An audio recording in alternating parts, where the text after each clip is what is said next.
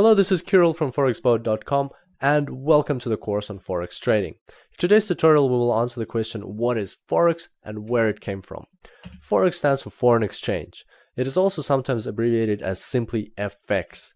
Investopedia defines foreign exchange as the exchange of one currency for another or the conversion of one currency into another currency. So simply put, foreign exchange is the exchange of currencies. Also, Investopedia continues this definition by saying that foreign exchange also refers to the global market where currencies are traded virtually around the clock. So let's have a look at an example. Say, for instance, you're going on a holiday to Europe. In that case, you will take your American dollars and go to the exchange shop and convert them into euros. By doing this, you've conducted a currency exchange and therefore you have become a participant of the Forex market. We will talk about the participants of Forex more in one of the future tutorials, but today let's have a look at the history of how this used to be back in the day, because it wasn't always as easy. So here's a timeline. And a long time ago, there was no money, no currencies, and people had to just exchange goods. And this was called barter. When some people would fish and other people would grow grains and crops, they would exchange some of their goods in order to have the best of both worlds. Next, around 2600 BC, Egyptians discovered gold. We're not really sure who discovered gold and when, but it's attributed to Egyptians around that time. People liked gold very much because it was very dense and it felt very heavy in your hands, and it felt more valuable than other things around. It was shiny and it was soft, so you could mold it into different shapes. And most importantly, it was very scarce. It was very hard to find, and that also increased its value. Next, around 1500 BC, gold was used, or countries started using gold for international trade. So instead of just exchanging goods, they would exchange gold for goods and goods for gold, and that kind of simplified things.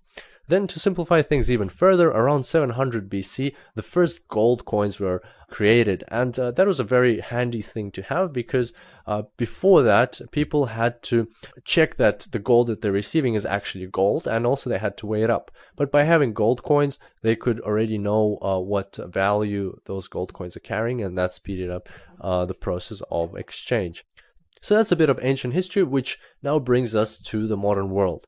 In about the 17th century, paper money started spreading across Europe, and around the 18th century, it became so popular that it started causing tensions, because some people and countries were still using gold and silver coins, whereas others were actively using paper money, and there was no real connection between the two.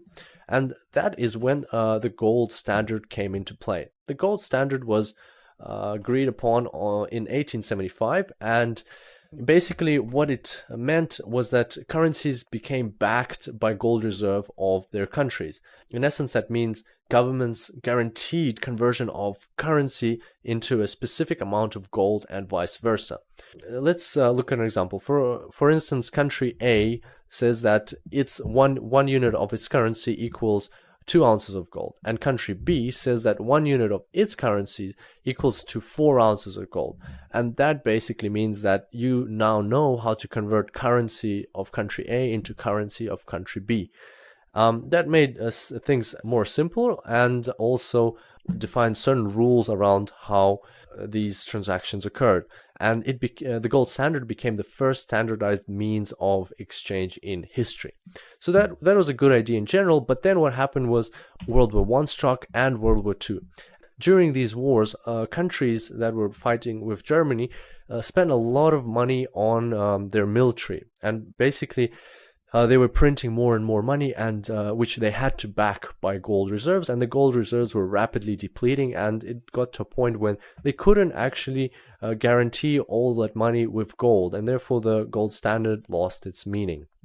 And so to fix that issue, in 1944, the Allies got together to sign the Bretton Woods Agreement. And Bretton Woods Agreement, simply put, it's just the same as the gold standard version 2.0, and all it did was it replaced gold with the US dollar, and the US dollar became the only currency in the world that had to be backed by gold at a fixed exchange rate of $35 per ounce, and all other currencies had a fixed exchange rate to the US dollar. So let's have a look at a bit more detail into the outcomes of the Bretton Woods Agreement. So first of all, fixed exchange rates. All currencies were pegged to the US dollar. Second, the US dollar became the primary reserve currency, which meant that it had to be backed by gold. And three, the creation of two organizations.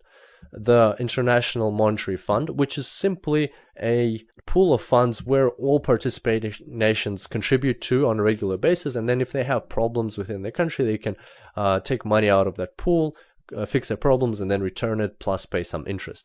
And also the World Bank, which is a financial institution of the United Nations, meaning that its main purpose is to reduce poverty around the world and help developing countries. By the way, if you're wondering why it's called the Bretton Woods Agreement, that's because it was signed in a town called Bretton Woods in New Hampshire, USA.